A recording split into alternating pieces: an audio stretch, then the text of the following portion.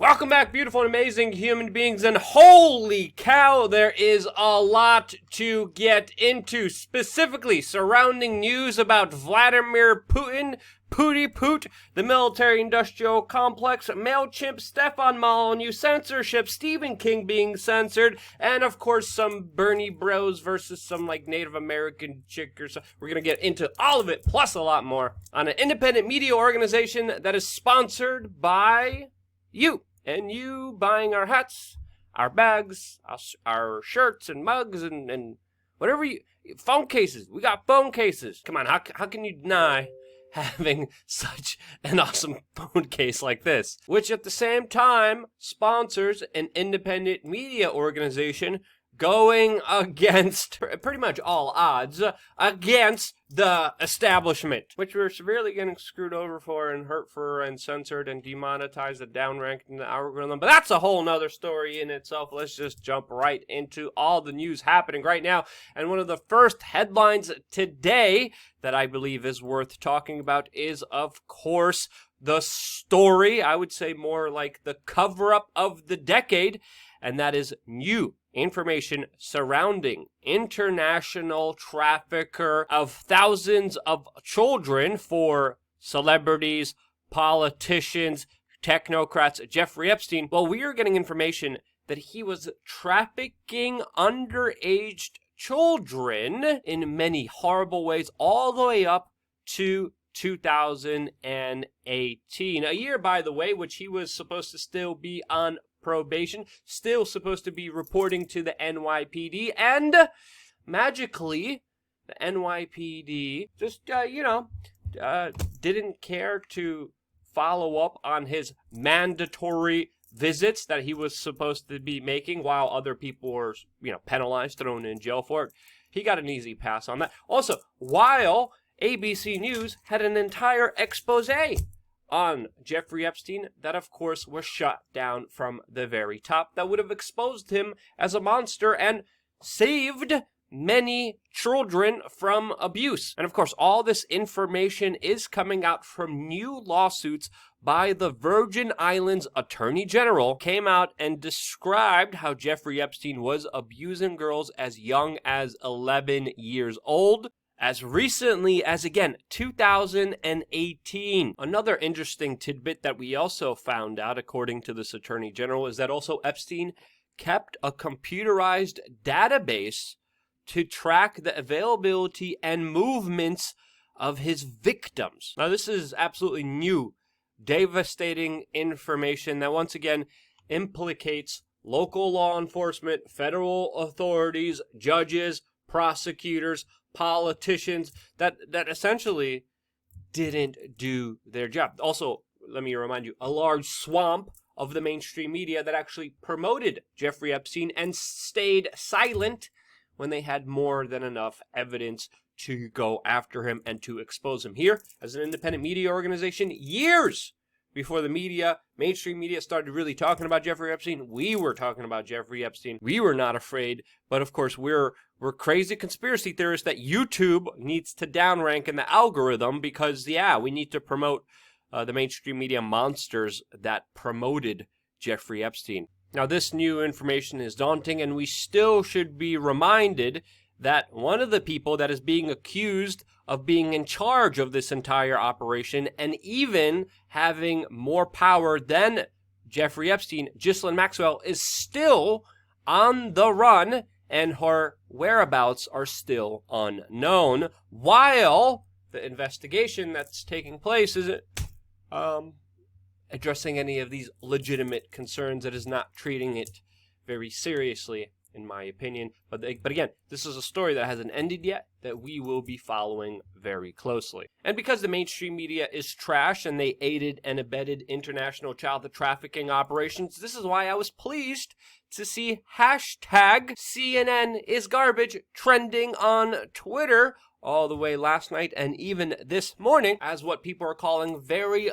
biased treatment against Bernie Sanders. And it's important to point out here, Bernie Sanders is being attacked by openly other news pundits, some of them on CNN. He's being attacked by Stephen Colbert, now a soulless individual that just puppeteers establishment lines. And surprisingly, he's also being attacked by Elizabeth Warren, whose ad shows up on an article regarding this situation. And many people are making the case that CNN was very biased against Bernie Sanders, especially after the presidential debate that just happened moments ago. And after watching this clip of last night's debate, there's absolutely no denying that they were very biased. I mean, just look at this question. Look at this question right now. Senator Sanders, I do want to be clear here.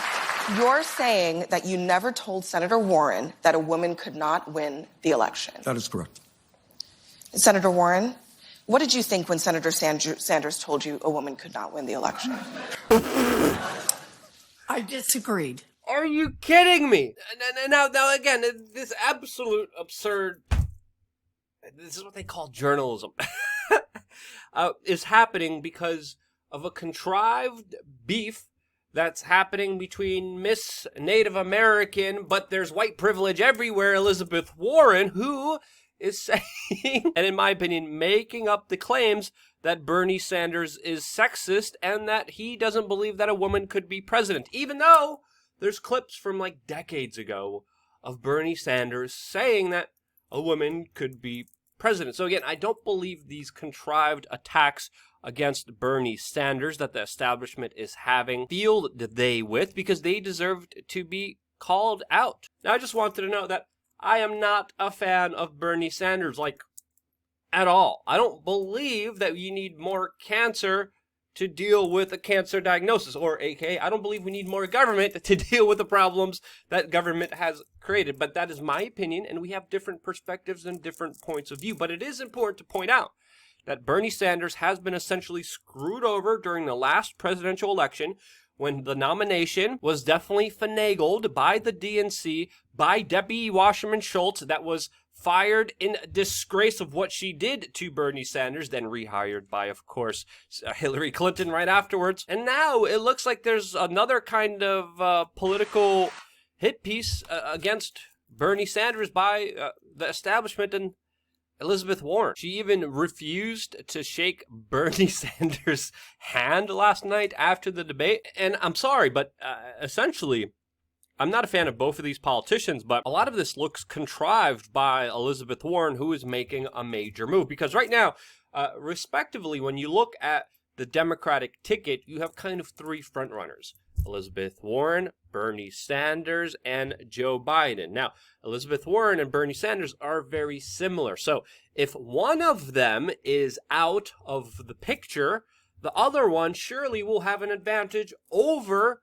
Joe Biden. But since there's two of them and they have the same amount of ideological supporters, this is why this is a major significant move, which could be contrived by the establishment, could be contrived by Joe Biden, or could be contrived by a major move to move ahead of Joe Biden. Which one do you think is the more prevalent one that is happening here? Let me know in the comments section below of this video. But surely this is just showing you how disgusting, low down, and dirty, and backstabbing politicians could be when they promise you everything under the sun, so you give up your power and authority to them, which I refuse to do so. And again, even if you disagree with someone, if someone is being treated unfairly, it is needed to be called out, regardless of your political beliefs. Now, in the similar realm of power and authority with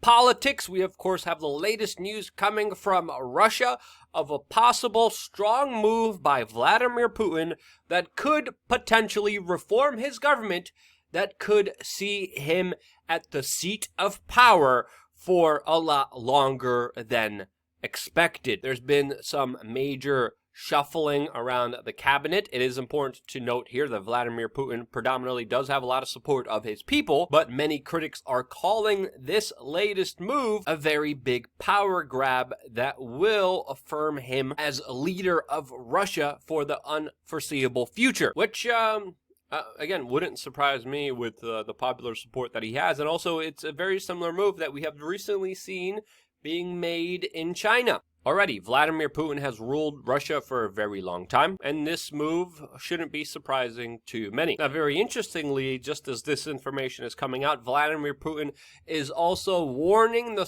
possibility of a global war, as he just addressed his nation, specifically talking about how the 5 nuclear-armed countries must work together to neutralize and to stop the threat of a global war, which Vladimir Putin believes we are on that precipice of, and the possibility of this happening is likely. And again, looking at the geopolitical situation, he's not wrong at that. Since again, I mean, forget about just even current events. Look at history, look at humanity, look at civilizations.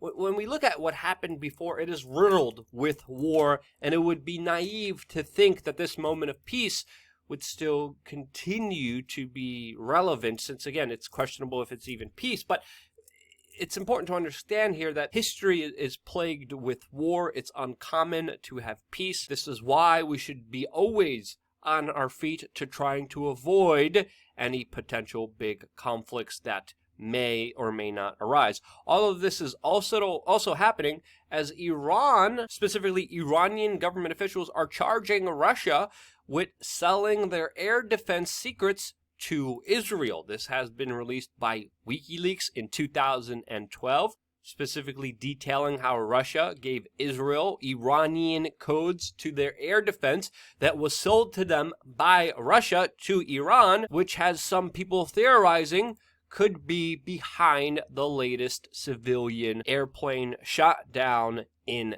Tehran. Again, a lot of speculation here. Not a lot has been validated yet, but this is an ongoing situation that we are keeping a close eye on. In similar news, Iran is also planning to take U.S. President Donald Trump to The Hague, accusing him of war crimes during their assassination of their very popular general. Other information is coming out accusing the Iranian government of arresting people who published video footage and photos of the missile that shot down the civilian Boeing plane. And again, as all of this is happening, one thing is pretty clear. The situation's unstable. The situation is especially unpredictable with the Shiite proxy forces. It's a situation that's an utter mess that, of course, we are still not in the clear of, that we're going to be following very closely also on this independent media organization. Very interestingly, last night at the Democratic presidential debates, we've heard a lot of tough talking points from the candidates, some of them even promising to bring the troops home. And where did I hear that from?